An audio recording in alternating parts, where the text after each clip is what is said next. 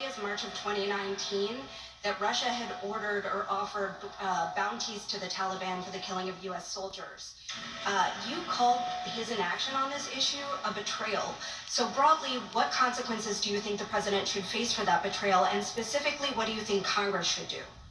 Well, look, first of all, Congress and the intelligence committees on the Congress, both parties should demand the facts. This seems to be a moving story.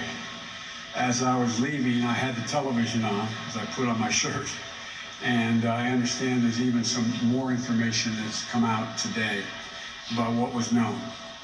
One of two things. This president is, he talks about cognitive capability. He doesn't seem to be cognitively aware of what's going on. He either reads and or gets briefed on important issues, and he forgets it, or he doesn't think it's necessary that he need to know it. But the fact is that at a minimum,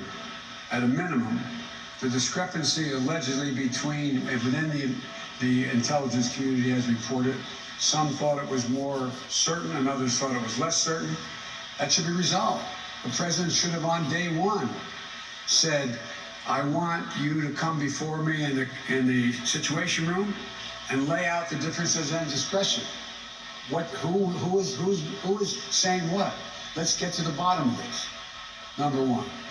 Number two, it's clear to me that, and I don't know whether he did, he should have immediately contacted our Joint Chiefs of Staff, gotten them all in one room and sat and said, okay, what are we doing to prevent this? What are we doing to prepare to deal with this if this is happening?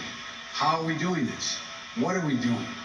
Thirdly, he should at a minimum have picked up the phone and said, Vladimir, old buddy, if any of this is true, and it doesn't cease to me that you've got a big problem, and make it clear. Get to the bottom of this. It appears as though, from what I have, and I don't have access to classified information anymore, but if what I have heard over the last week and the recent reporting that it was in the PDB, the Presidential Daily Brief. The Presidential Daily Brief is something I read every single day as Vice President.